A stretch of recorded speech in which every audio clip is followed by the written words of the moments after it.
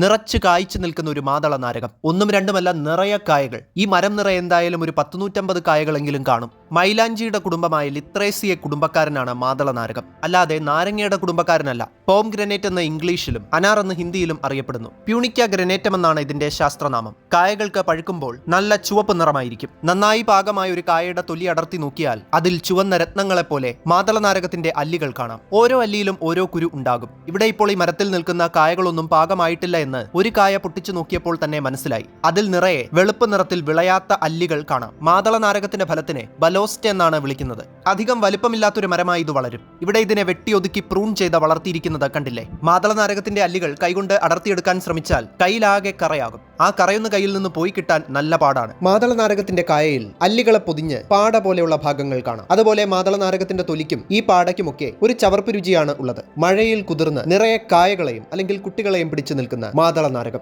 മലയാളത്തിൽ ഇതിന് മാതള നാരകമെന്നല്ലാതെ വേറെ ഏതെങ്കിലും പേരുകൾ ഉള്ളതായി നിങ്ങൾക്കറിയാമോ? അറിയാമെങ്കിൽ കമന്റിൽ പറയണേ.